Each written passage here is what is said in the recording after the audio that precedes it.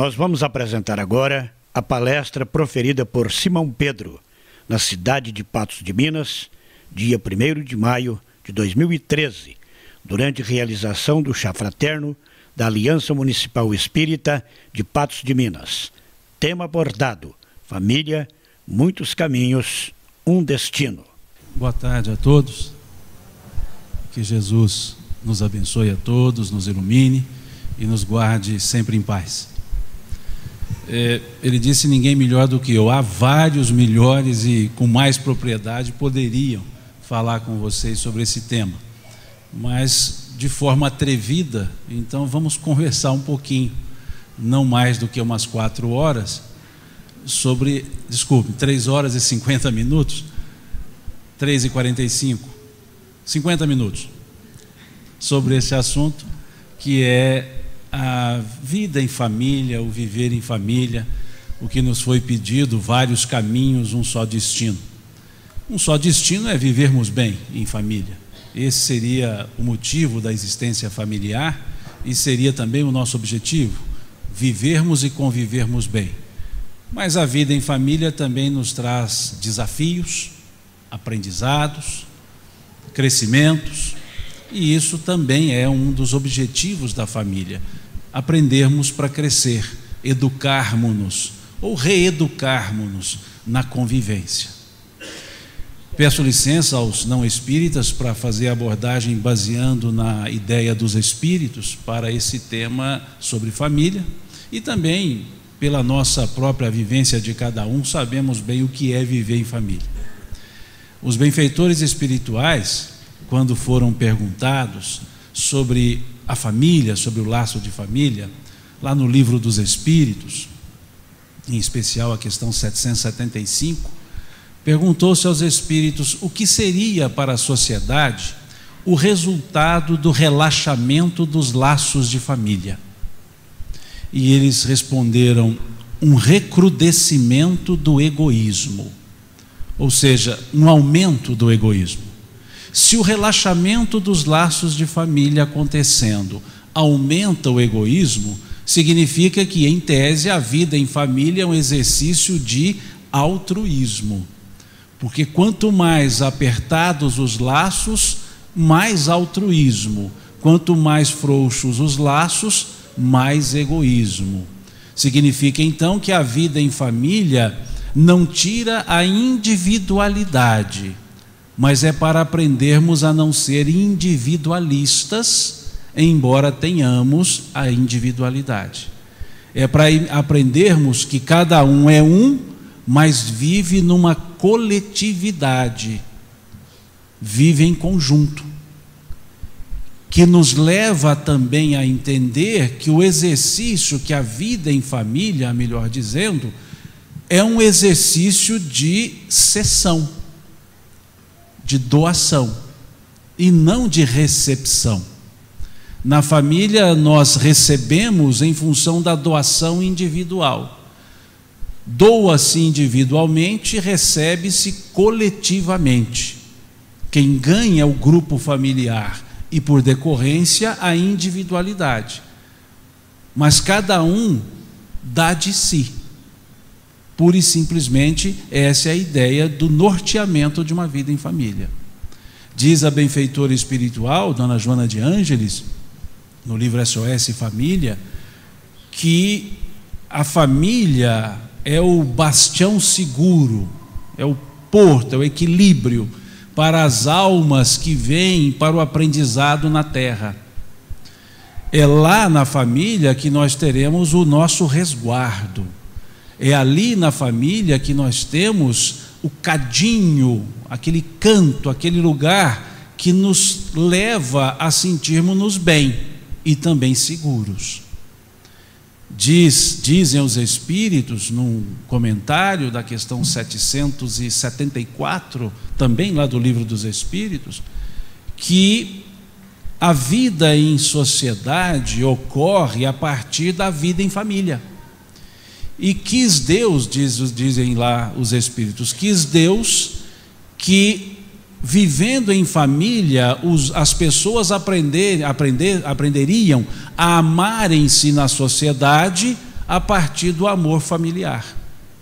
Então, os benfeitores espirituais trabalham uma ideia que a sociologia trabalhou depois, com a ideia de que a família é a célula organizadora da sociedade. Se nós olharmos a sociedade, nós veremos o resultado do conjunto de famílias que a compõem. Ou seja, se a sociedade é tradicional, é porque as famílias que a compõem também são tradicionais. Se a sociedade é liberal, é porque as famílias que a compõem também são liberais. Se os laços sociais estão dispersos, é porque os laços familiares das famílias que a compõem também estão dispersos. Então, por isso a ideia de a família ser o elemento base da sociedade. Não a família A, a família B. O conjunto das famílias que estão compondo aquela sociedade. Dentro desse raciocínio, o espírito chamado Teresa de Brito, uma senhora desencarnada, que na última encarnação foi mãe de 11 filhos, uma experiência muito grande na educação de filhos, ela diz numa de suas obras, ou na sua obra chamada Vereda Familiar, psicografada pelo Raul Teixeira, ela desenvolve um raciocínio muito interessante, num capítulo que ela dá por título Quem é o Responsável? E ela analisa nesse capítulo a vida social a partir de um elemento só, que as pessoas têm por hábito apontar como desagregador das famílias: a televisão. Ela vai analisar essa situação, tentando trabalhar a ideia de encontrar quem é o responsável por essa situação. E aí ela desenvolve o raciocínio dizendo que os programas televisivos, eles não nascem do nada. Eles não são frutos de uma máquina que os cria. Eles não são frutos de uma pura e simples filmagem. Os programas não são frutos de um computador que os gera. Eles são criados por uma mente. E essa mente não é dissociada de uma história pessoal. E essa história pessoal não é dissociada de uma história familiar. Então diz elas que se os programas são deseducativos, o problema é da família, porque quem cria aqueles programas vem de uma família. Então o processo deseducativo começa lá na estrutura familiar. Vejam que ela não aponta nenhuma responsabilidade para o veículo, porque o veículo é puro e simples desprovido de moral. Os que cuidam do veículo e fazem as programações trazem uma moral, e essa moral eles absorvem numa moral natural, numa educação natural, que é na vida familiar. Então diz ela, quem são os responsáveis? As famílias. Ou seja, as pessoas que compomos uma estrutura familiar. Então aí nós entendemos o porquê de trabalhar com a ideia de a família ser a célula da sociedade. Se quisermos resolver problemas sociais, precisamos começar com os problemas pessoais e os problemas familiares, para chegarmos aos problemas sociais. Se clamamos pela falta de fraternidade, frater, família, significa que ela já está faltando desde a estrutura social. Aquele que não enxerga o outro, não enxerga a própria família. E por não enxergar a própria família, acaba não enxergando o outro. Então o nosso ponto de referência é sempre a estrutura familiar. Por isso a importância da família. Não como uma invenção social, não como uma invenção institucional, mas como uma natural necessidade de aproximação. A aproximação, aí valho-me da ideia reencarnacionista. Necessidade, porque para chegarmos no mundo material só temos um caminho: a fecundação, a gravidez e o nascimento. Não há outra forma de chegarmos ao mundo material. Sendo assim, não é algo social. A necessidade da junção gametogênica, homem e mulher, para a procriação.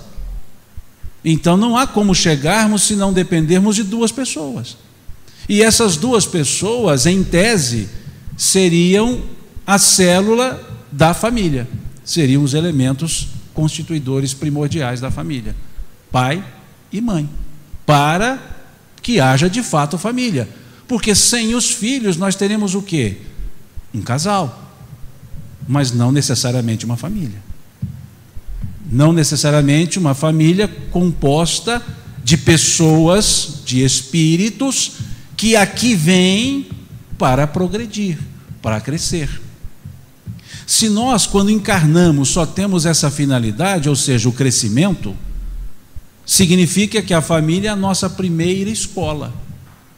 É o primeiro lugar onde aprendemos sobre os reais valores de uma vida material, a partir dos valores comungados por essa família, por esse casal, do ponto de vista material ou do ponto de vista espiritual. Então percebamos o quão importante é uma família. E na estrutura social, a família, por uma ordem natural, eu chamaria natural, seria o fruto de um encontro de duas pessoas que desenvolve uma afeição, uma amizade, um conhecimento, que leva ao enamoramento, que leva ao casamento e depois os filhos. Então, uma ordem natural seria conhecer, enamorar-se, casar-se, ter filhos. Seria uma ordem natural. Embora a ordem usual inverteu um pouco. As pessoas têm filhos, casam-se, namoram e, se der tempo, se conhecem. E isso é um problema. Por que um problema? É impossível dar certo? Não, dá certo. Mas contrariando uma ordem natural. Pensemos, como viver em 3 se não se habituou a viver a 2?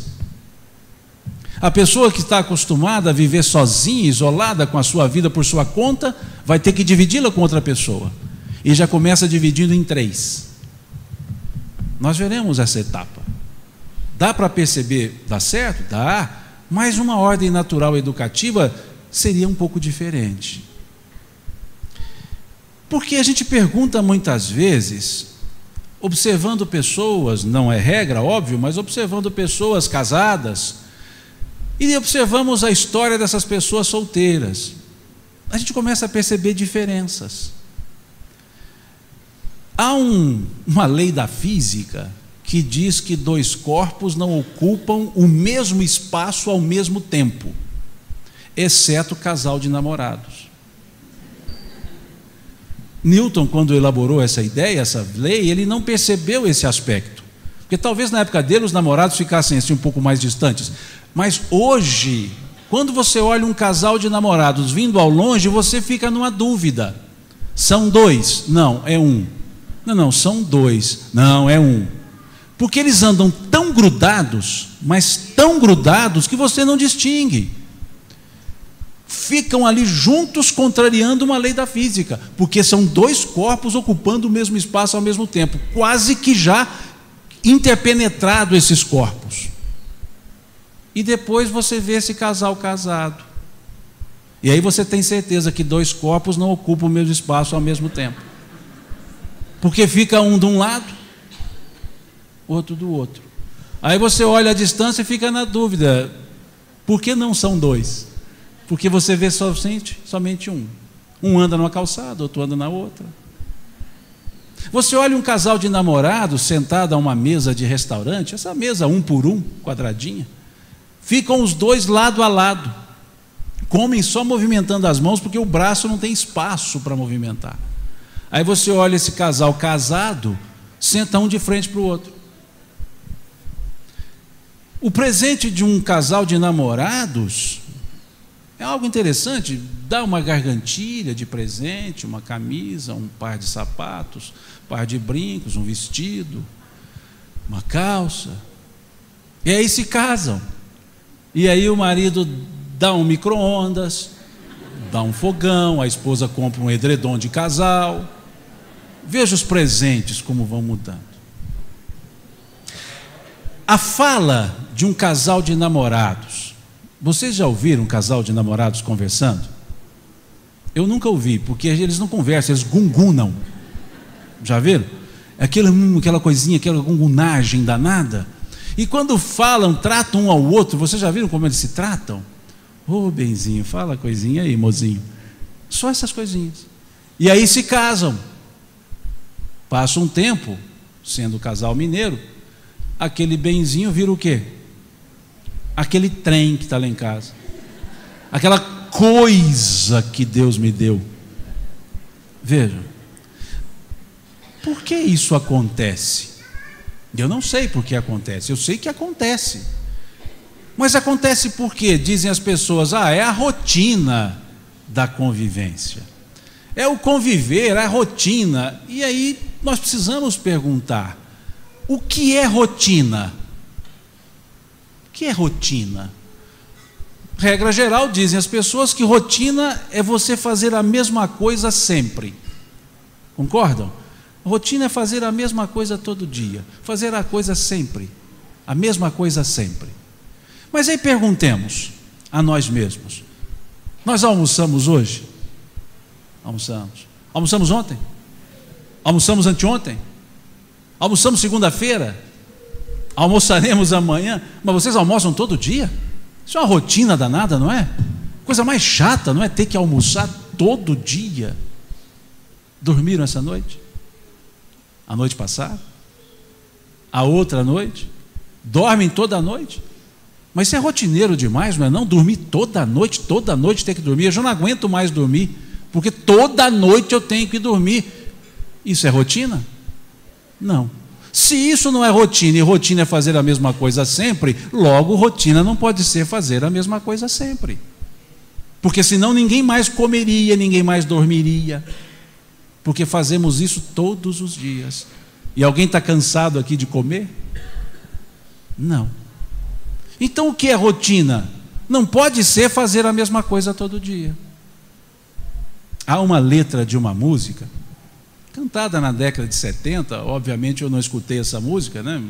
Década de 70, meu pai que contava essas coisas para mim. Mas a letra dizia assim: todo dia ela faz tudo sempre igual, e me acorda às 6 horas da manhã, e me vem com um sorriso pontual, e me beija com a boca de hortelã. Onde é que está a rotina nessa letra? Nessa letra da música, onde está a rotina? Todo dia ela faz tudo sempre igual, e me acorda às 6 horas da manhã. Ele vai explicar o que é o sempre igual. E me acorda às 6 horas da manhã, e me vem com um sorriso pontual, e me beija com a boca de hortelã. Onde é que está a rotina nisso? Está no todo dia? Está no café da manhã pontualmente servido às 6? Está no gosto de hortelã? Está no beijo? Está no sorriso? Onde está a rotina? Nessa letra, a rotina está no sorriso pontual. Sorriso pontual significa o quê? Sorriso de hora marcada. Ou seja, agora é hora de sorrir, então vou dar um sorriso. E o sorriso é fruto de hora marcada ou fruto de uma vontade? Nós sorrimos quando temos a vontade de sorrir, não é isso? Sorriso é uma reação a um sentimento. E sentimento é pontual? Não. Isso é rotina. Quando eu transformo meus sentimentos em pontualidade. Quando eu quantitativo aquilo que não pode ser quantativado, que ou seja, o sentimento é qualitativado, ele é uma qualidade. Então onde está a rotina na convivência? Quando trazemos para o lugar comum o sentimento. E aí entendemos porque dois corpos que ocupavam o mesmo espaço ao mesmo tempo passam a ocupar espaços diferentes. Quando esquecemos que há um sentimento. Quando não entendemos que o sentimento ele vai sendo alimentado ao longo do tempo ou vai sendo apagado ao longo do tempo. quando entendemos que sobrepomos o sentimento pelas coisas do dia a dia. Quando deixamos de observar a pessoa para observar só as atitudes. E aí o sentimento vai cedendo espaço a uma pontualidade e vira rotina. Então a rotina não é fazer a mesma coisa sempre. A rotina é ter o mesmo sentimento sempre que se está com a mesma pessoa, com as mesmas atitudes, não alimentando ou realimentando os próprios sentimentos. E isso então, nós aprendemos na convivência antes dos filhos. Por isso, duas pessoas que vêm de famílias diferentes, com hábitos diferentes, com costumes diferentes, com valores de percepção social diferentes, vão conviver. E elas começam a convivência lá naquela fase do namoro. Aquela fase em que um e outro estão se apresentando, ainda não se conhecendo. É aquela fase que gradativamente vai se tornando não mais de apresentação e passa a ser conhecimento. E esse momento do namoro chega num dado estágio que eles já pensam em agora unirem-se para dividir uma vida. E essa fase do namoro é aquele momento em que não há mais um namoro só entre duas pessoas. Agora é um namoro entre duas famílias. Porque dizem uns, não, mas eu vou me casar com ela, não é com a família dela. Não, vai casar com a família dela também. Porque junto com o casamento vem cunhado, sogro, sogra, papagaio, cachorro, o que tiver, vem junto. E é nessa fase do namoro, por isso a importância desse momento, que esses valores vão sendo observados e trabalhados. É a fase que muitas vezes a mãe chega para a filha e fala: minha filha, mãe mineira como nós somos, né? Minha filha do céu, você vai se casar com esse rapaz? Vocês dois brigam o dia todo. E ela vira para a mãe e diz o quê? Pode deixar, mãe, depois que nós nos casarmos, eu mudei-lhe. E a expressão é essa: mudei-lhe. E a mãe chega para o filho e fala: meu filho do céu, você vai se casar com essa moça? Vocês dois brigam o dia todo. E ela responde: pode deixar, mãe, depois que nós nos casarmos, eu mudei-la. E mudela, os dois conseguem. Ele a transforma, ela o transforma. Ele fica igual ela era, ela fica igual ele era, diferente do mesmo jeito. E é essa fase que nós temos que dar ouvidos a essas situações. Perceber que diferenças que nesse momento não são consideradas podem vir a ter um peso depois do tempo de convivência. Então vejam que namoro não é uma fasezinha boba, perdida. Que aquele rito do noivado, aliás, que aquele momento do noivado não é só um rito, não é um rito social. Aquele momento é que os dois estão dizendo para eles mesmos que estão trazendo as famílias para começar a participar do namoro, para depois participarem no casamento e não do casamento. Por isso existe aquele momentinho que independe se troca ou se não troca aliança, isso é detalhe, mas há um momento em que as famílias são ajustadas ali. E é interessante porque no hábito social do noivado, porque isso não é regra, mas no hábito social são os pais que acertam os pedidos. Porque é o pai do noivo e o pai da noiva, a mãe do noivo, aliás, e o pai da noiva, que se pedem para os filhos, pedem o noivado. Porque é justamente um momento em que as famílias agora vão ficar mais próximas. Vejam então que não é só uma coisinha qualquer, é um momento. E depois dessa fase vem o casamento, a vida do casal. O casamento, que dizem os Espíritos, é a questão 695 do Livro dos Espíritos, pergunta aos Espíritos: o casamento, isto é, a união permanente entre dois seres, é contrária à lei natural? Ou seja, o casamento é contrário a uma lei natural, é invenção humana? E os Espíritos respondem: é um progresso na marcha da humanidade. Veja, o casamento, a união entre as pessoas, é um progresso na marcha da humanidade. Significando que no passado não era, quando eu digo passado, o primitivo, não era um casamento, era uma junção, cuja finalidade era uma perpetuação de espécie.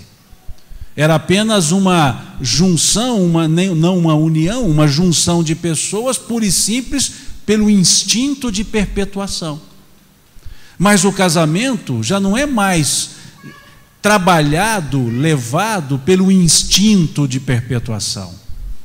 É um progresso, porque o casamento é fruto de uma deliberação de duas pessoas em concórdia. O casamento, a união das pessoas, é fruto de um momento de maturação da convivência. E por isso eles escolhem unirem-se. Então é uma escolha. Num passado não remoto, nós tínhamos a junção de pessoas por obrigação imposta pelos pais. Isso seria um casamento? Não. Institucionalmente sim, mas não havia uma união.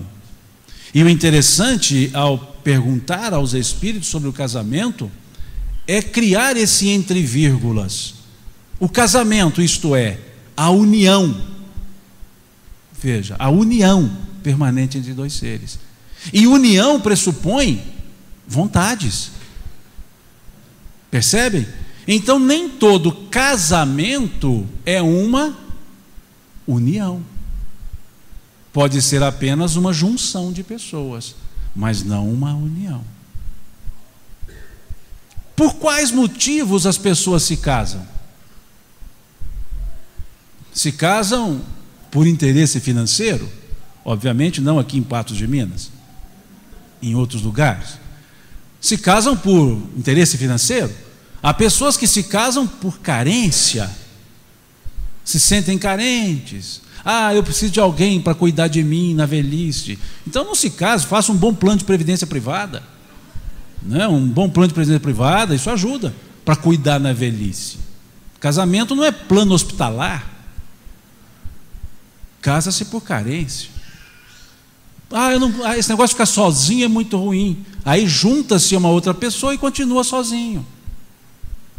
Então há pessoas que se casam por fuga, porque não aguentam mais a pressão dentro de casa, e aí dá um jeito de casar para ficar livre de casa, e aí se prende no outro, sem problema nenhum. Há pessoas que casam por obrigatoriedade, porque os pais exigem. Então há vários motivos.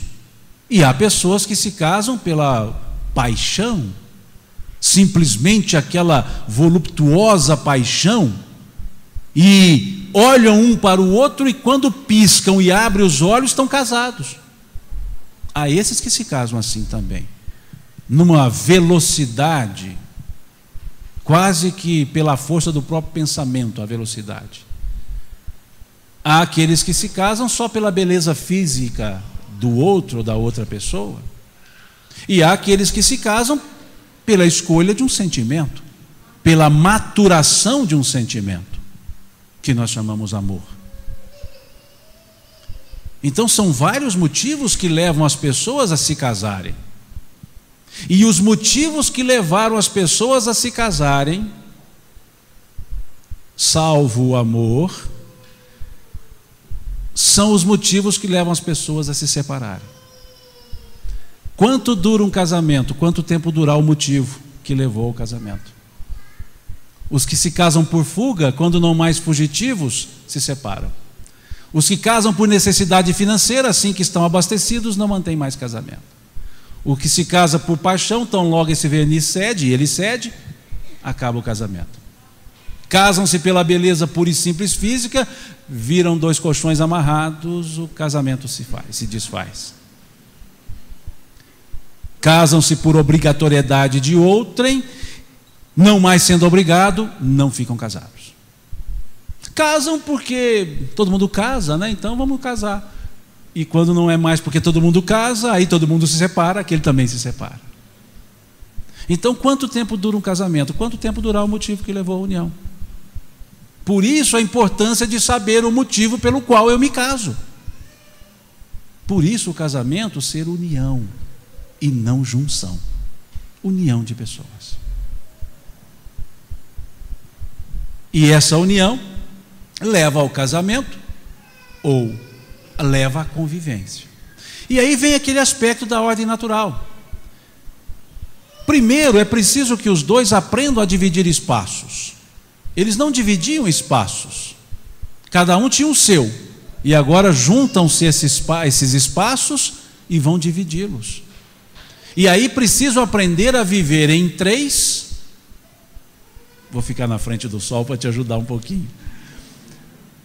Aprende a viver em dois, para depois aprender a viver em três. Porque quem não sabe dividir o espaço com uma outra pessoa, como vai dividir com mais duas? E aí aquele marido, por exemplo, que só dorme na escuridão total, e a esposa que para dormir tem que ter uma luzinha em algum lugar, vão ter que dividir a mesma cama e o mesmo quarto. O marido só dorme assistindo televisão, a esposa detesta qualquer barulho para dormir. A esposa só dorme se for com 3 cobertores. O marido detesta e não aguenta um virol. E vão ter que entrar num acordo para dormirem. O marido adora tomar café enfiando pão na xícara. A esposa detesta olhar um negócio desse. E aí eles vão ter que aprender a viver em dois. É a esposa que cede 2 cobertores, o marido que aceita um edredom. E aí aprendem nesse ponto. É o marido que descobre que o melhor lugar para assistir a televisão não é no quarto, é na sala. E aí a televisão vai para o lugar dela, que é na sala, e o quarto fica reservado para dormir.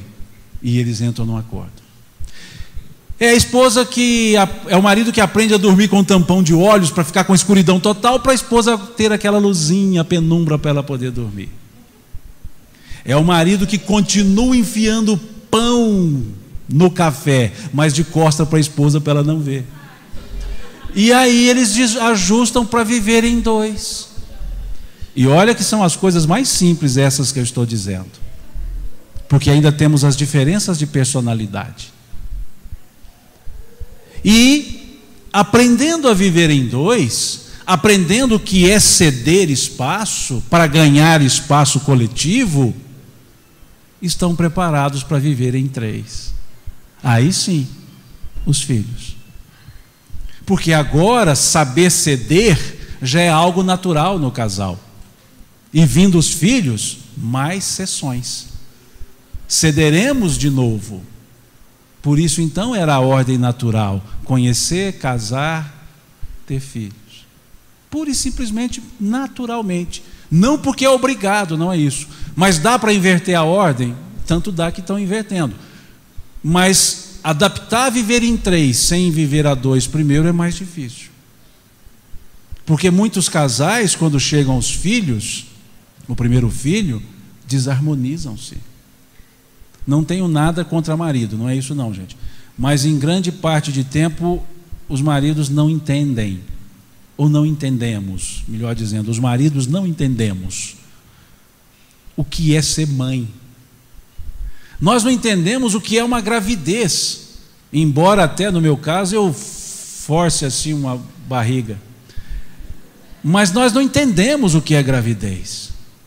As mães sabem. O pai, ele se sente pai quando o filho nasce. A mãe se sente mãe quando fica sabendo que está grávida.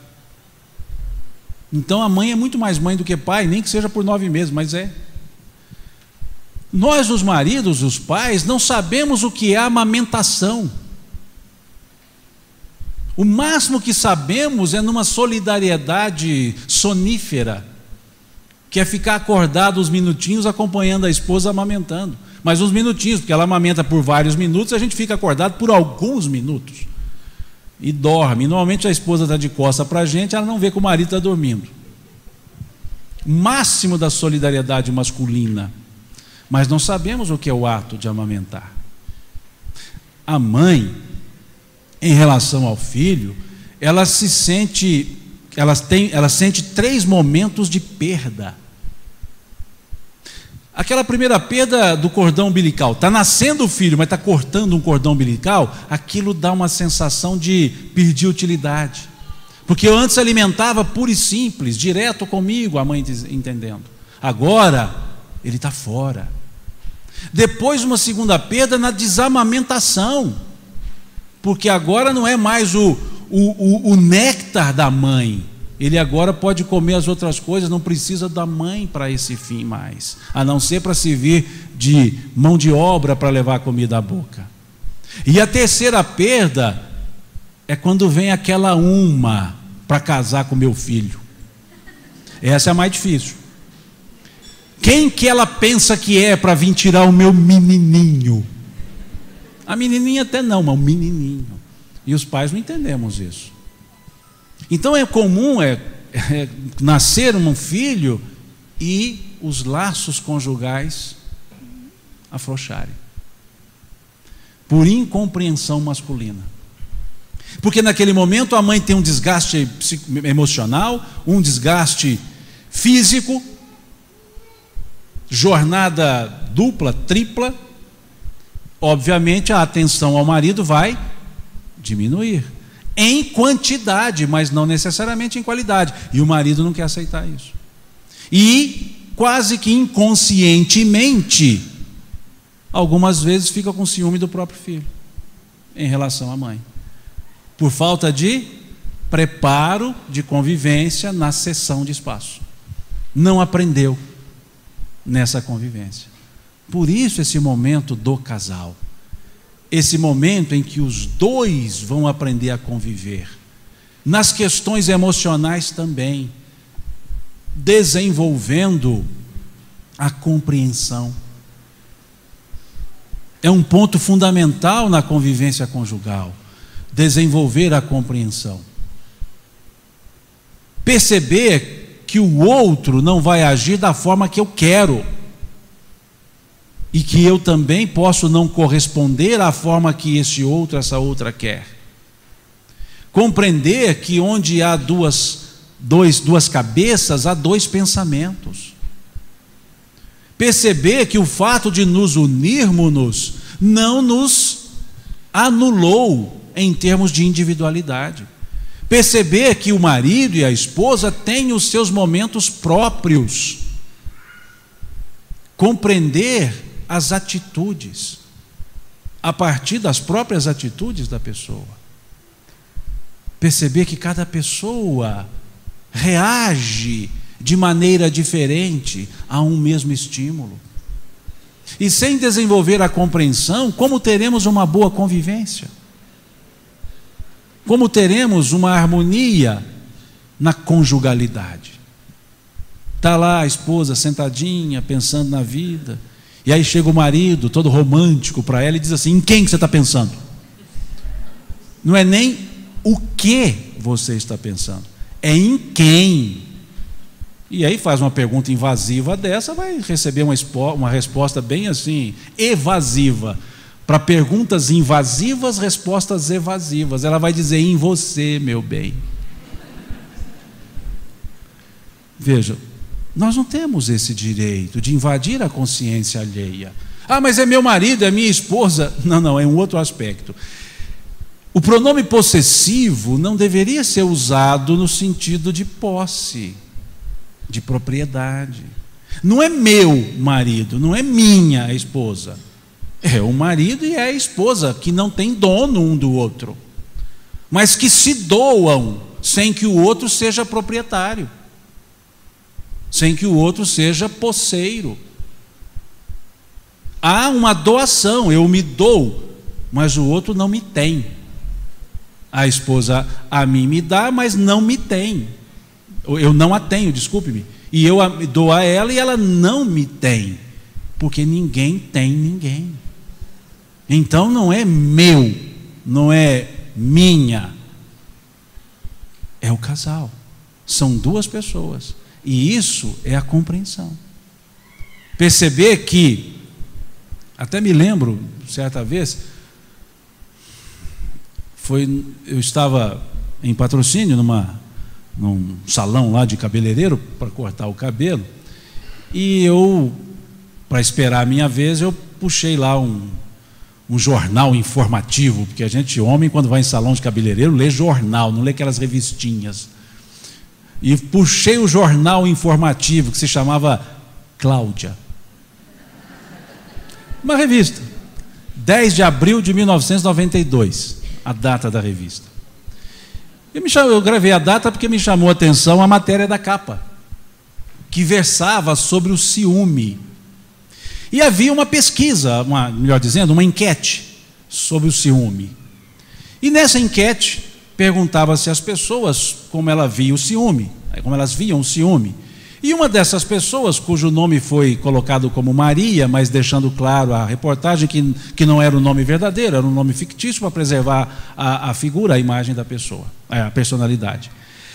E aí então perguntou-se a essa mulher sobre como ela via o ciúme. E ela deu uma resposta que eu achei interessantíssima, por isso gravei até a data da revista. Ela disse: o ciúme de um namorado é um elogio, o do marido, uma ofensa. E eu parei para pensar, falei, danada, essa mulher está certa. Porque o ciúme de um namorado, dos namorados, é o ciúme da insegurança. Vai que aparece um outro, uma outra, melhor do que eu. Está nessa fase assim, vai que eu a amo e ela ainda não descobriu que me ama. E aí fica uma insegurança. E essa insegurança é o ciúme de namorado, que ela dizia. Mas se casaram, é porque perceberam que gostavam, amavam um ao outro.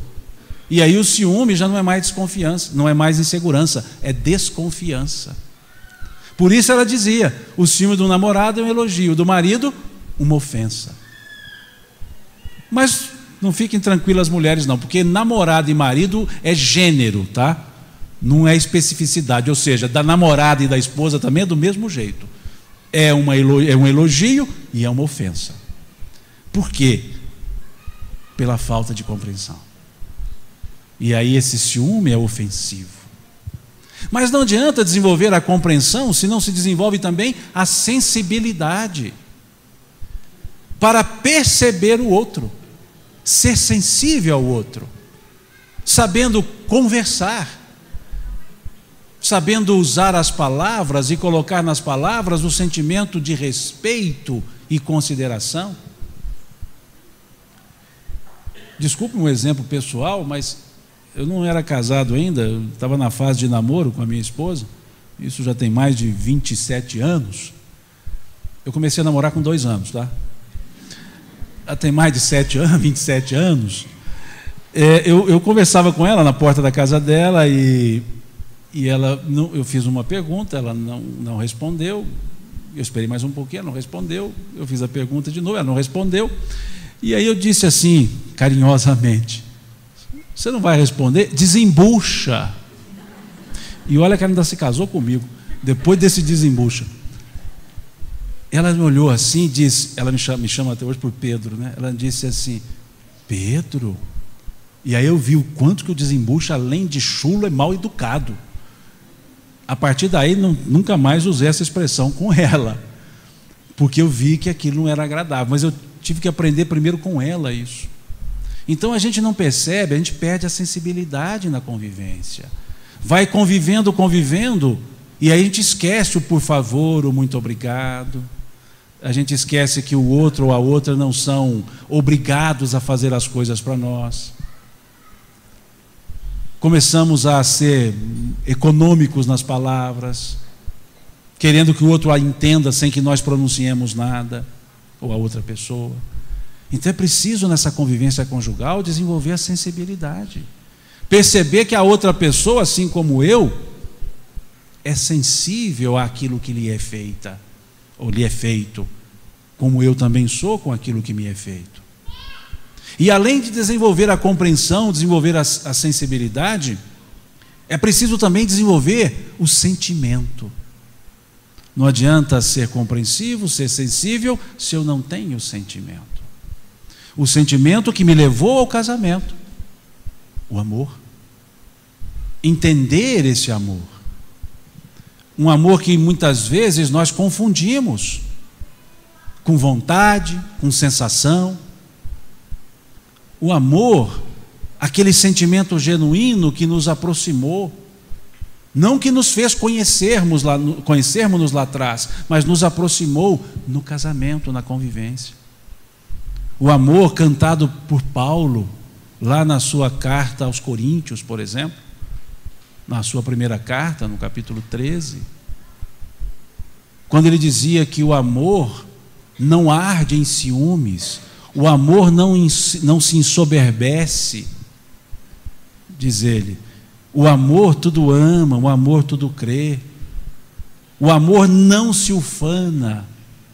Ou seja, esse é o sentimento amoroso, aquele sentimento em que eu me alegro com a alegria da outra pessoa e me entristeço com a tristeza da outra pessoa, aquele sentimento que me faz querê-la melhor do que eu mesmo, não de anulação, mas de uma necessidade natural de gostar. Esse é o amor sentimento, diferente do amor sensação, daquele amor que é só percebido, não é sentido, que normalmente são as paixões, que muito bem foi retratado esse tipo de amor por Luís de Camões, o poeta português, lá do século XVI, do barroco português, quando ele escreve um poema chamado Cântico ao Amor, e ele escreve lá: o amor é o fogo que arde sem se ver, é ferida que dói e não se sente, é um contentamento descontente, é dor que desatina sem doer, é um não querer mais que bem querer, é um solitário andando por entre as gentes, é um nunca contentar-se de contente, é cuidar que se ganha em se perder, é estar-se preso por vontade, é servir a quem vence, o vencedor, é ter para com quem nos mata a lealdade. Como pode o amor causar nos corações dos homens amizade, se tão contrário a si é o mesmo amor? Qualquer semelhança com a letra de Renato Russo, da música Monte Castelo, não é mera coincidência, é cópia. Cópia, Ctrl-C, Ctrl-V. Mas aí é que está a maestria de Renato Russo. Ele foi lá, Ctrl-C, Ctrl-V na carta de Paulo, foi no Cântico de Camões, Ctrl-C, Ctrl-V, juntou os dois e lançou uma letra dizendo: olha, o amor é tão confuso que ora ele é sentimento, ora ele é sensação. Ora ele é confuso, ora ele é claro. Porque na vida da convivência, o amor ele vai se confundindo com os quereres, vai se confundindo com as sensações. E quando nós estamos confusos, podemos ter certeza, não é o amor genuíno, é aquele amor sensação. E isso nós aprendemos nessa convivência conjugal. E aprendendo isso na convivência conjugal, estamos agora na condição de receber os filhos. Receber os filhos, como nos fala a Dona Teresa de Brito, o Espírito, dizendo que a função dos pais é devolver para Deus os filhos que recebeu melhor do que quando recebeu. Diz ela, a missão dos pais é devolver os filhos a Deus melhor do que dele recebeu. Ou seja, a missão materna e paterna é dedicar-se ao máximo para o crescimento desses filhos, para a educação desses filhos, para a melhoria e a evolução desses filhos. O que significa que os pais são os educadores naturais desses filhos. E diz ainda a Dona Teresa de Brito, que quando Deus confia uma alma a um casal, essa alma, diz ela, que vem do infinito para os sagrados compromissos do lar, é porque Ele, Deus, sabe que aquele casal, com os recursos parcos ou fartos, poderá educar essa alma para uma vida plena. Então não são os recursos materiais maiores ou menores que darão condição de fazer melhor ou pior a educação dos filhos. É a dedicação e o entendimento daquele casal, pai e mãe, em relação à missão que lhes é reservada, que é educar esses filhos. E esses filhos que não são frutos daquele casal, mas vieram por aquele casal. São espíritos dissociados do pai e da mãe enquanto existência, mas ligados enquanto necessidade para a evolução, para crescimento, tanto dos pais como dos filhos. Dizem os espíritos no Evangelho segundo o Espiritismo, lá no capítulo 5, que o espírito frequentemente renasce no meio em que já viveu, para reatar os compromissos com aqueles que no passado não foram ajustados. Ou seja, nós temos na família as pessoas certas, os espíritos certos nascem na nossa família, porque precisamos deles e eles de nós, para que nessa convivência nós cresçamos, pais e filhos. Mas naquele primeiro momento encarnatório, os pais orientando os filhos. E o casal precisa entender isso, que filho não é uma consequência biológica, filho é uma escolha feita já no plano espiritual, para aqui dividir o mesmo espaço, a família, para, nutrindo o amor familiar, poder exercer isso lá fora na sociedade. A harmonia sentida na família é a harmonia que eu gero na sociedade. Então a família, os filhos, os pais estão no lugar certo, são as pessoas certas, necessárias para o crescimento conjunto, coletivo. E cabe aos pais então educar esses filhos, que não é uma educação formal. A educação formal está nas escolas. A educação do lar é a educação natural. O que é a educação natural? É aquela educação que não é fruto de ensino, mas de demonstrações. O poeta Cassimiro Cunha, já desencarnado, escreve pela psicografia de Chico Xavier. Ele tem uma estrofe justamente voltada para os pais em relação à educação dos filhos, a educação natural. Diz Cassimiro Cunha Espírito aos pais: resguarda os teus pequeninos onde estejas e onde vais, pois a criança no futuro é a foto viva dos pais. Ou seja, o que os pais demonstrarem, a criança aprenderá, não necessariamente o que os pais ensinarem. Vamos pensar isso melhor. A mãe diz à criancinha: filha ou filho, não minta. Mentir não é bom, mentir é feio, mentir estraga as pessoas, mentir, não minta, não minta, não minta, e ela ensina isso o dia todo, não minta. À noite, está a mãe ocupada, ocupadíssima, assistindo novela, toca o telefone, a criança atende e fala: mãe, é para a senhora. Ela fala: fala que a mamãe não está. Não minta, não minta, não minta, não minta. E à noite, fala que a mamãe não está. No segundo dia, toca o telefone, a mãe do mesmo jeito, ocupadíssima na novela, toca o telefone, o menino atende e fala: mãe, a senhora está ou não? Já absorveu. Foi ensinado não mentir, mas foi demonstrado mentir. Ninguém passa a outro aquilo que não tem. Pais deseducados não educarão seus filhos, porque ninguém dá o que não tem. Um pai e uma mãe que na relação entre os dois são agressivos, como ensinar bons modos aos filhos? Como ensinar respeito, educação aos filhos, se os pais não se respeitam? Essa é a educação natural. Ela é por absorção. Ela não é por cognição. Não é por um processo cognitivo de ensino e aprendizagem. É de percepção e vivência.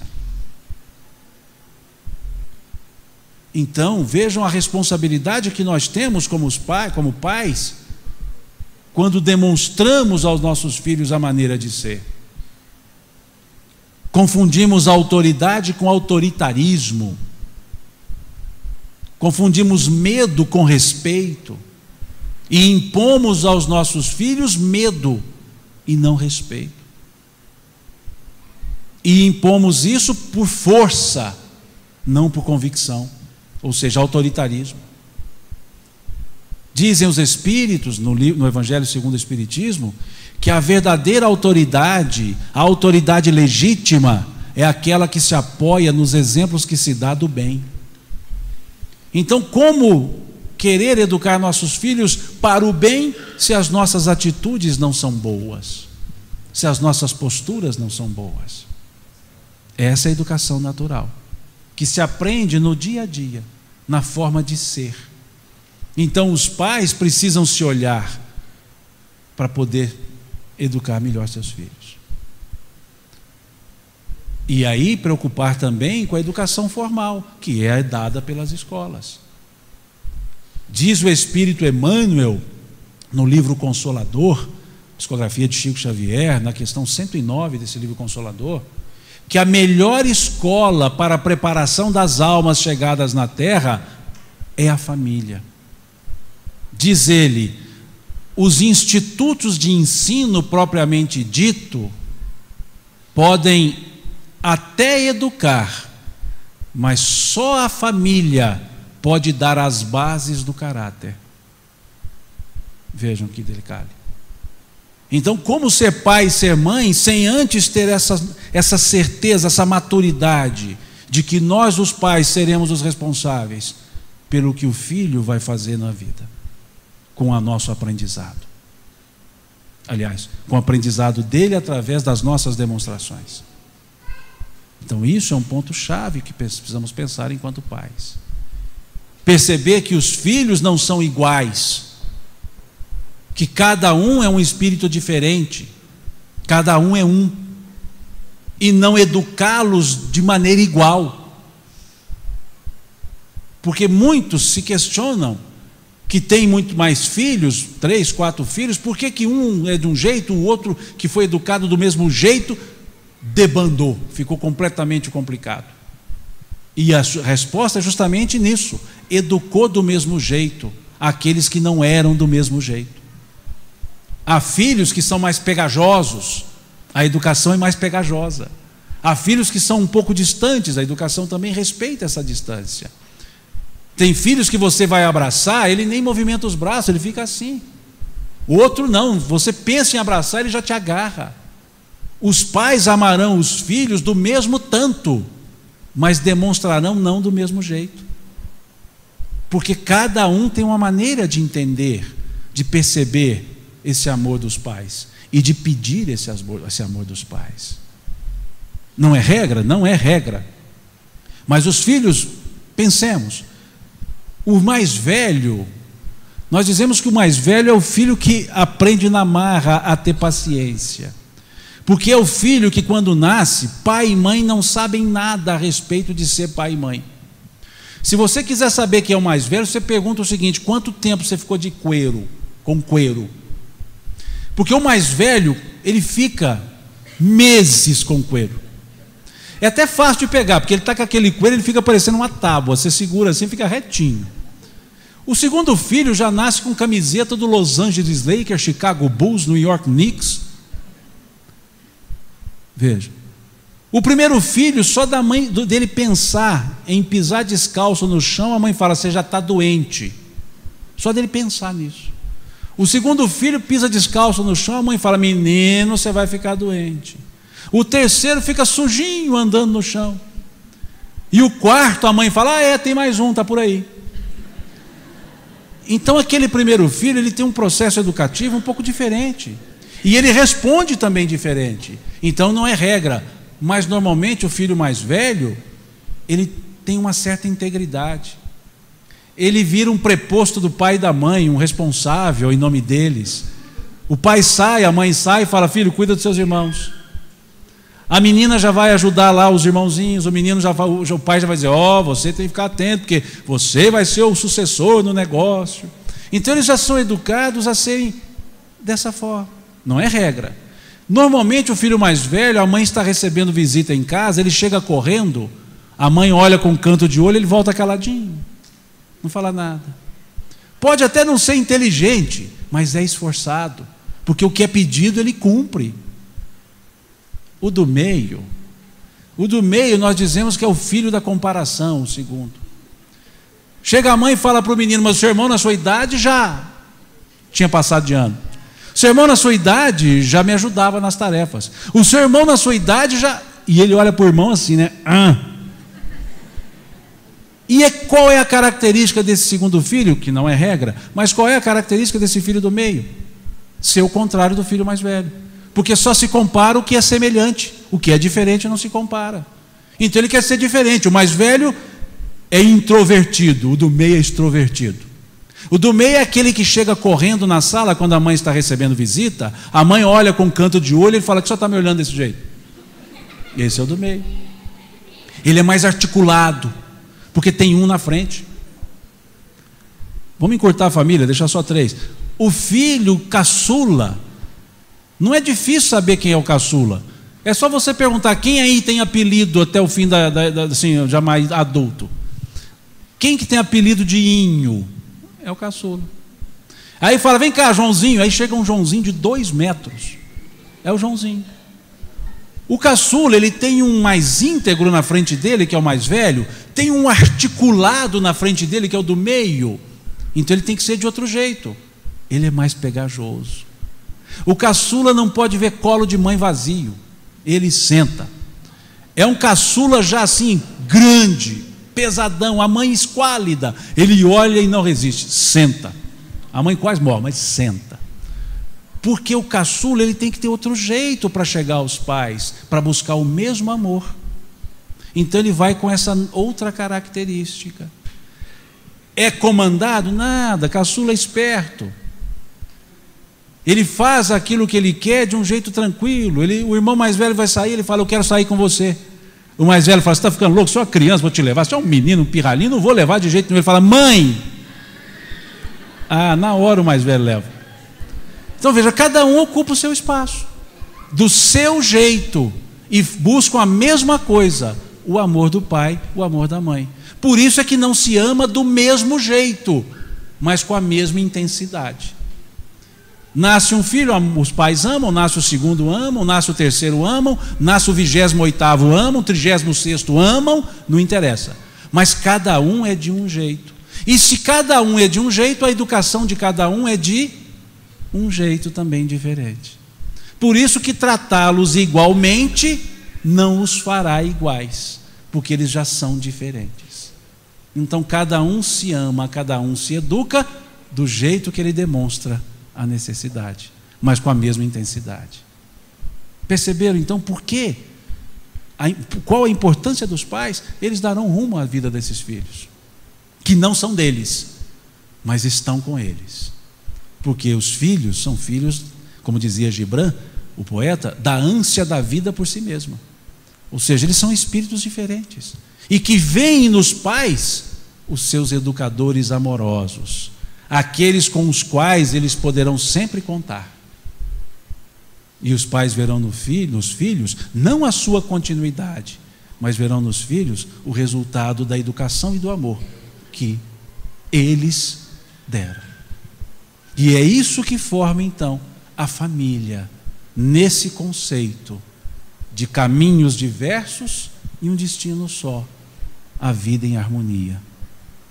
Um destino só, a vida convivida, a vida compartilhada. E independentemente se esses filhos já estão longe ou perto, continuam unidos. Tem até uma letra de uma música aí, sertanejo universitário. Universidade grande essa, porque é um tempo que não acaba, nunca vi, demora a formar essa turma, porque já tem um tempão que está isso no sertanejo universitário aí. Já está precisando formar, né? Mas tá bom. Tem uma das letras que diz que, se não me engano, é uma dupla lá, Tiago e não sei quem, eu vou lembrar o nome da moça, Taeme e Tiago, se não me engano são esses dois. Tem uma letra que eles dizem assim, que para estar junto não precisa estar perto. E é verdade. O amor entende isso. O amor sente que ficaremos juntos mesmo não estando perto. Uma vez eu conheci um senhor, que eu trabalhei com ele lá em São Gotardo, uma megalópole que tem aqui perto, onde eu nasci, cidade enorme, grande até, tão grande que a gente acha pequenininha. Mas eu convivi muito tempo com o senhor lá, e ele tinha 4 filhos. Ele e a esposa moravam em São Gotardo, um filho morava em Rondônia, o outro no Mato Grosso, não me lembro a cidade, o outro em Goiôerê, no Paraná, e o outro em Porto Alegre. E eles se encontravam uma vez por ano. E eu falava para ele, mas o senhor não sente saudades dos seus filhos? Sinto. Mas o senhor não tem vontade de vê-los? Eles estão tão longe. Ele fala, não, mas eles não estão longe. Eu falo, mas como não estão? Mato Grosso, Rondônia, Rio Grande do Sul, Paraná. Eu falo, não, mas não estão longe. E conversávamos à noite. Ele era operador de máquina de café, de beneficiamento de café. Então ele saiu lá do recinto e falou, vem cá, dá uma olhadinha aqui. E à noite estava com a lua bonita. Ele olha para o céu. Eu olhei, você está vendo a lua? Estou. Ele falou, eu também estou. E ele disse, os meus filhos também estão vendo a mesma lua. Se nós todos estamos vendo a mesma lua, nós não estamos longe. Só estamos separados, mas não estamos longe. Eles disseram na prática, ele disse na prática, até eu brinquei, mas se estiver nublado, como é que o senhor vai fazer? Porque a nuvem daqui não é a mesma de lá. Ele bateu o pé no chão assim e disse, o mesmo chão. Estamos no mesmo lugar. Ou seja, para estar junto, não tem que estar perto. Então a família não se desfaz quando as pessoas se distanciam, quando elas estão longe, quando há a união, quando há o vínculo afetivo. E não se desfaz nos vínculos afetivos apenas na consanguinidade, também quando voltam para o mundo espiritual. Quando voltam para o mundo espiritual, os laços consanguíneos vão desaparecer? Sim. Pode esse encarnar em outra estrutura corporal? Sim. Mas os laços afetivos não se desfazem.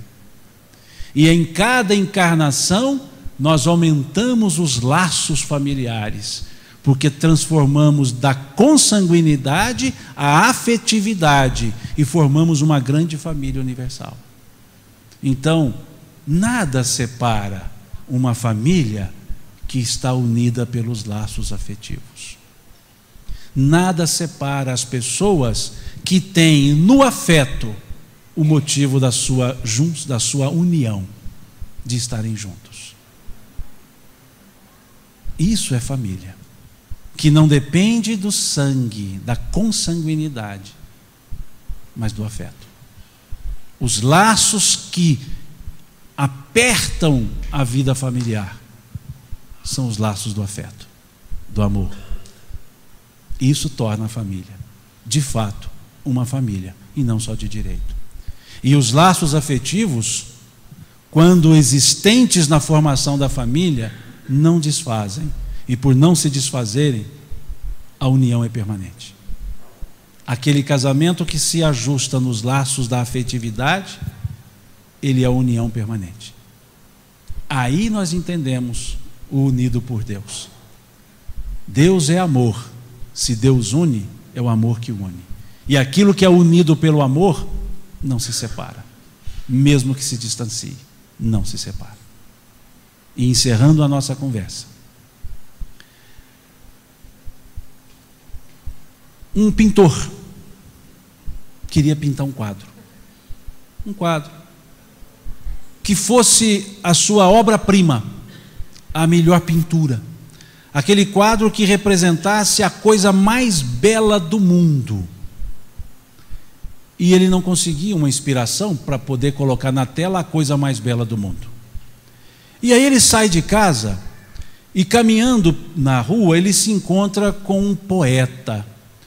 E o poeta, uma alma sensível, esse homem sensível, percebeu naquele pintor uma certa angústia e aproximou-se do pintor e perguntou o que estava acontecendo. E o pintor disse: olha, eu quero deixar um quadro para a posteridade, eu quero pintar uma obra-prima, mas eu quero colocar na tela a coisa mais bela do mundo, e eu não consigo entender o que é a coisa mais bela do mundo. E ele disse: então está resolvido o seu problema. A coisa mais bela do mundo é o amor. Pinte o amor e você terá na tela a coisa mais bela do mundo. O pintor ficou agradecido, ficou alegre com isso, disse: olha, vou pintar o amor. Mas ficou com uma dúvida: o que ele colocaria na tela que as pessoas olhando veriam o amor? E aí continuou buscando inspiração. E ele se encontra com um sacerdote. E esse sacerdote, um homem também sensível, percebe essa dúvida, essa angústia nesse pintor e se aproxima dele, tal qual o poeta, lhe pergunta o que estava acontecendo. E o pintor diz: olha, eu quero pintar a coisa mais bela do mundo, encontrei-me com um poeta, ele disse para eu pintar o amor, mas eu não sei como colocar o amor na tela. Ele disse: fique tranquilo, eu vou lhe dizer, a coisa mais bela do mundo, o amor é uma coisa bela, mas a coisa mais bela do mundo é a fé, porque a fé é o amor a Deus. Então pinte a fé e você estará pintando, e você pintará a coisa mais bela do mundo. E ele agradeceu o sacerdote e disse: vou pintar a fé. Mas não conseguia o que colocar na tela que as pessoas pudessem ver a fé. Já não conseguia colocar o amor. E ele se encontra com um ex-combatente de guerra. E esse ex-combatente de guerra, sensível, dadas as próprias agruras que havia passado, chega para o pintor e diz: o que está acontecendo? E o pintor lhe conta que precisava pintar a coisa mais bela do mundo, e que o poeta havia dito que a coisa mais bela do mundo era o amor, o sacerdote havia dito que a coisa mais bela do mundo era a fé, mas ele não conseguia ajustar essas coisas para colocar numa tela. E o pintor diz: o amor é uma coisa bela, a fé é uma coisa bela, mas o combatente diz a ele: a coisa mais bela do mundo é a paz, porque a paz é a demonstração da fé e a vivência do amor. Então pinte a paz e você estará pintando a coisa mais bela do mundo, e você pintará a coisa mais bela do mundo. Ele agradece ao combatente e diz: de fato, e volta para casa pensando como pintar o amor, como pintar a fé, como pintar a paz. E quando ele chega próximo à sua casa, no portão ele vê sua esposa e seu filho, e eles se aproximam do pintor, e no sorriso da esposa ele encontra o amor.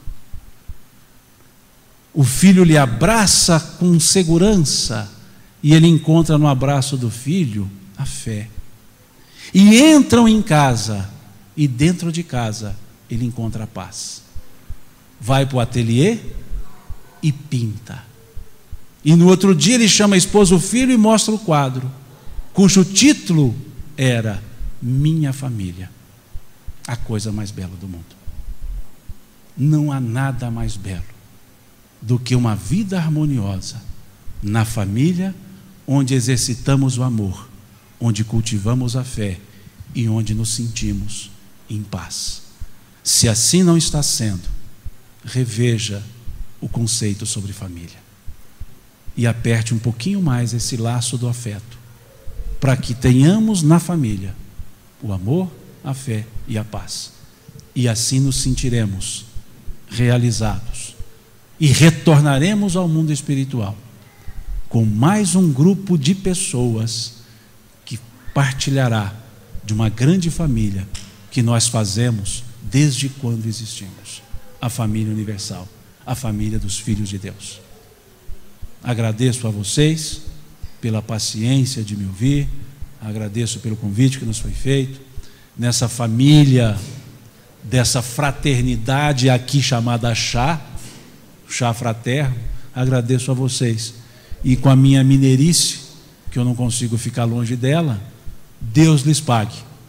Deus lhes pague pela atenção, Deus lhes pague pelo carinho, Deus lhes pague pela presença, e que Deus nos abençoe a todos, guardando-nos serenos, guardando-nos em paz. E que chegando em casa, abracemos aqueles que lá ficaram e passemos nesse abraço toda a alegria de termos uma vida em família. Que Deus nos abençoe a todos. Nós que temos que agradecer, Simão, muito obrigado. E passaremos agora, o nosso tempo está avançado, nós temos no máximo 15 minutos para perguntas e respostas. Você não estava sabendo, né, Simão? E já temos uma pergunta aqui do Rio de Janeiro. O evento está sendo transmitido pela rádio. E a primeira pergunta vem de Marcela, do Rio de Janeiro. Como confiar numa pessoa que tem o hábito de mentir sempre? O que fazer para melhorar esse clima de confiança nessa relação? Jesus certa vez disse às pessoas: sede prudentes quanto às serpentes e dóceis como as pombas.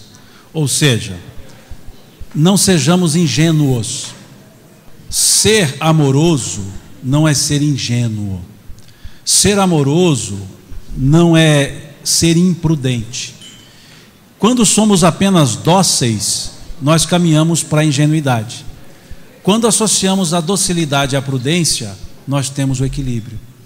Então, nós precisamos perceber que a pessoa mentirosa, contumaz, não recebe a nossa confiança, mas não também recebe a desconfiança. Desconfiar é tirar a confiança, não confiar é não depositar a confiança. Em alguém que mente, contumaz, o mentiroso, não depositamos confiança.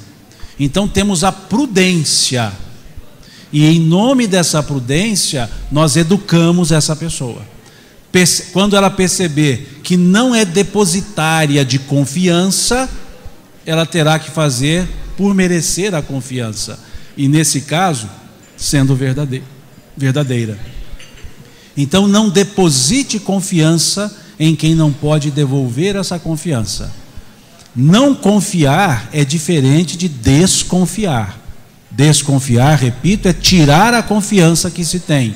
Não confiar é não dar, não depositar a confiança. Então, nesse caso, não confie e trate com a prudência, prestando atenção no que é falado e percebendo que o amor, embora tudo compreenda, não deseduca ninguém e não aceita senão aquilo que for bom e verdadeiro.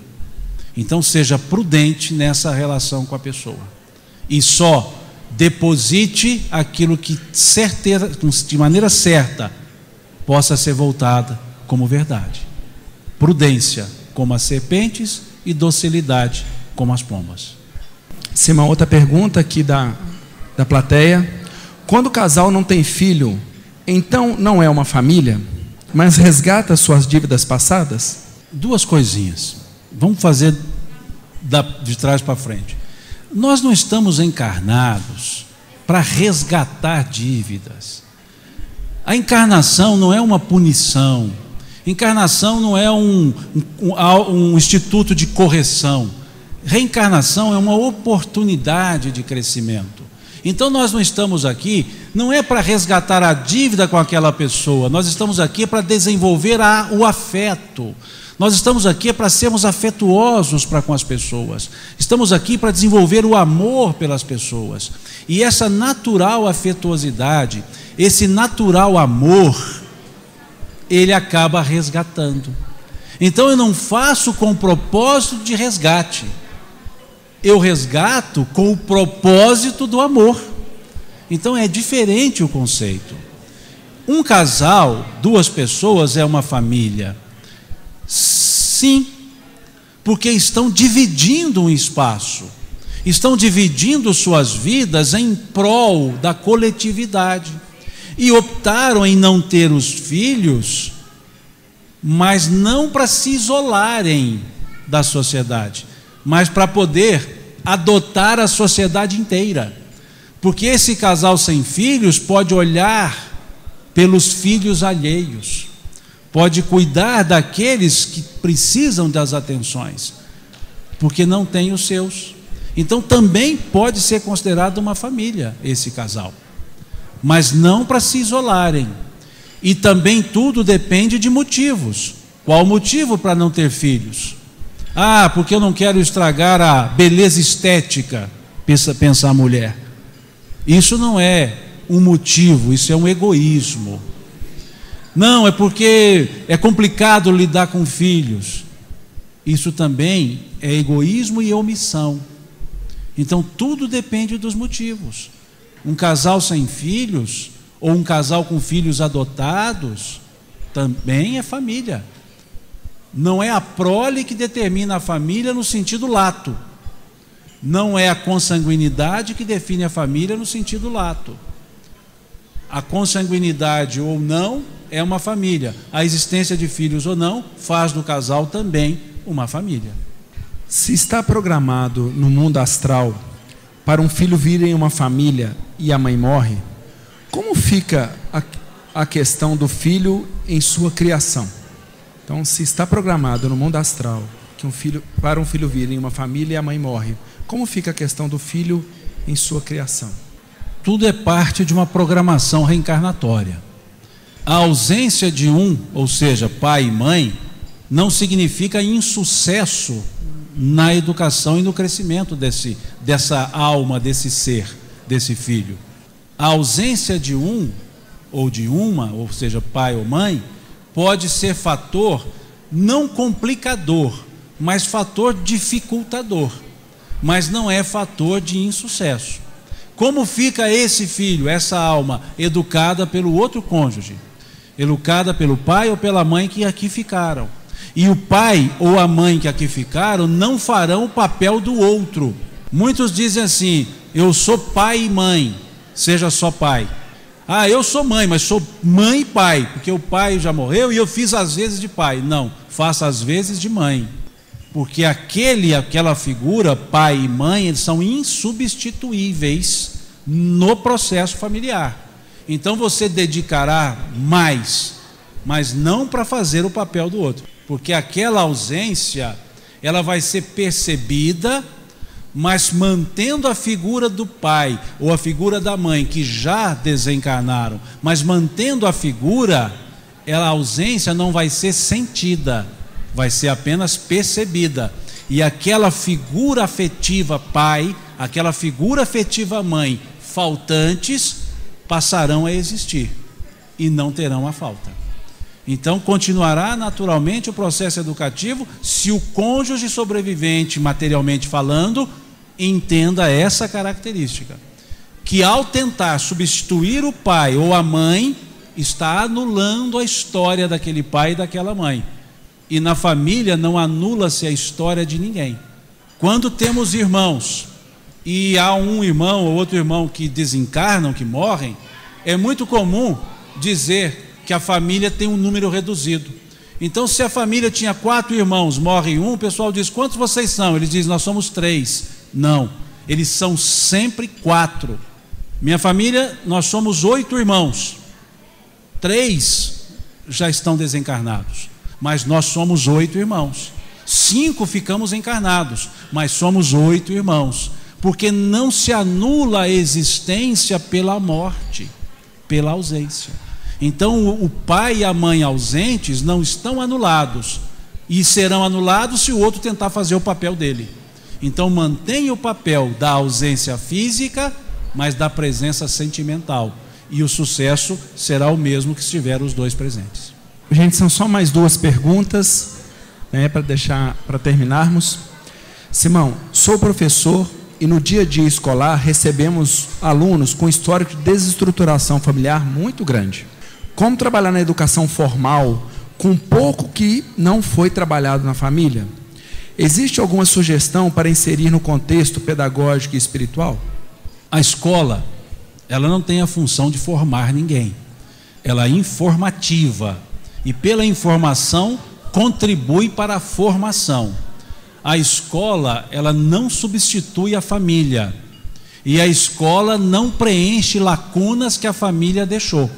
Essas lacunas a escola pode ajudar a preenchê-las, lidando com a família, para que a família reponha aquilo faltante àquela criança, mas não a escola colocar no lugar, porque não é essa a função da escola, e não são preparados os educadores para isso.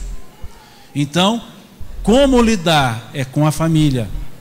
Existia um programa em Minas Gerais, das escolas públicas, que chamava a Família na Escola. Ideia boa, mas o programa melhor não é a família na escola, é a escola na família. É a escola conhecer a família, para entender o porquê daquele comportamento da criança. E lidar com os valores familiares na família, para que a família os repasse àquela criança. E a criança comece a demonstrar isso na escola. Então não é função da escola, e seria uma função de não sucesso, tentar substituir a educação formal que é a família que dá. Última pergunta.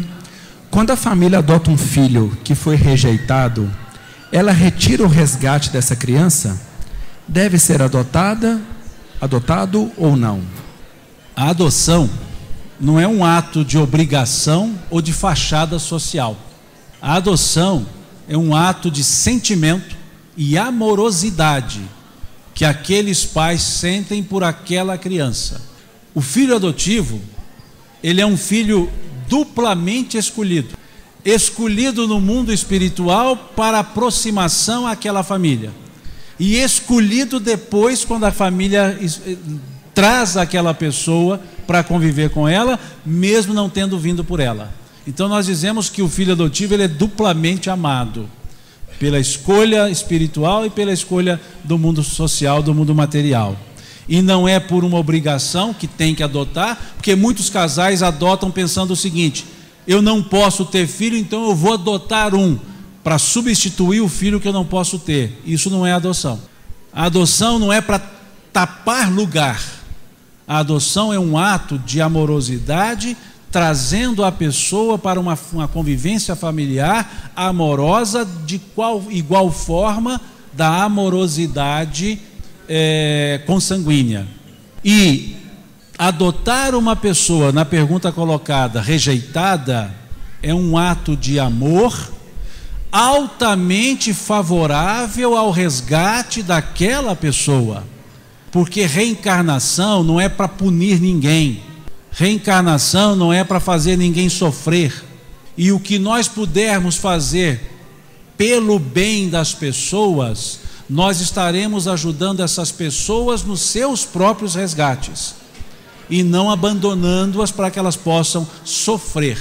Então a adoção é esse ato de amor que contribui para mitigar aquele sofrimento num processo de resgate junto de outras pessoas que serão suporte, serão auxílio, para que se faça a reeducação e não a punição.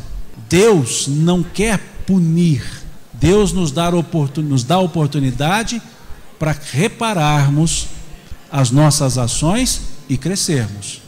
Deus é puro amor, e como o amor vai querer o sofrimento de alguém?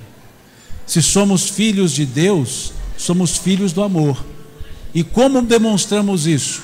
Amando as pessoas, e a adoção é um desses processos. Acabamos de ouvir a palestra de Simão Pedro, proferida em Patos de Minas, dia 1º de maio de 2013.